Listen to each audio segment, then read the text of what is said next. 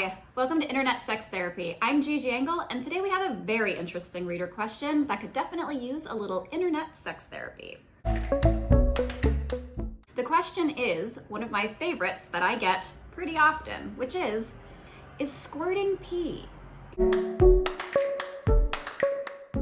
There's no shortage of information on the internet that will tell you, no, it's not pee. Yes, it is pee. It's not like the gushing you see in porn scenes. Now, speaking of porn, there's actually a fun fact about that. So as we know, porn is entertainment, porn is not real life. Honestly, most people don't squirt like that. Those actresses and vulva owners that you see actually shoot water up their vaginas and they hold it really tight, shout out to their pelvic floors. And when it's time for them to shoot it out for the squirting scene, they just let go. And that's where you get that huge fire hydrant explosion that you see in movies. So don't try to compare yourself to porn. Because there's so much conflicting information out there, we're going to try to lay the record straight today. There are actually two different kinds of squirting. I know, bear with me. We'll definitely break all of this down. Say hi to Cleo the clitoris. When we're aroused, the clitoris actually engorges with blood in the same way that a penis does. They're actually called homologs. This is basically a penis except all the outside parts are on the inside. When that happens, it swells on the inside. So when you have internal stimulation of the vagina like so, you can manipulate these glands that are located near the urethra.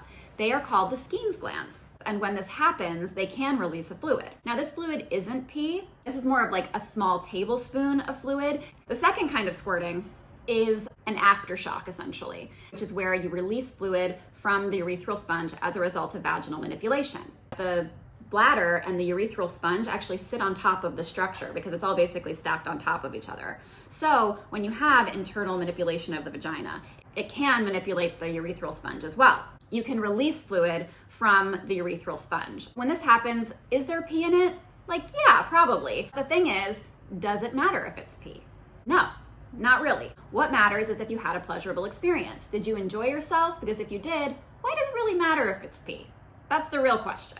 Now, if this is something that happens to you, if you're someone who squirts a lot and you feel self-conscious about it, or you're afraid of making a mess because you don't want to ruin your nice sheets, that's fair. So what can you do about it?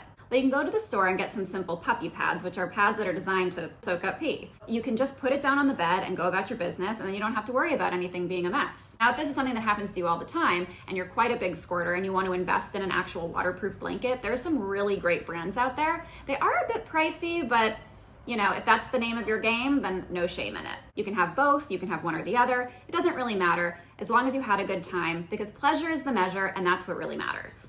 So I hope you enjoyed this episode of Internet Sex Therapy. Please like and subscribe if you want to see more videos, and thanks so much for watching. Catch you next time.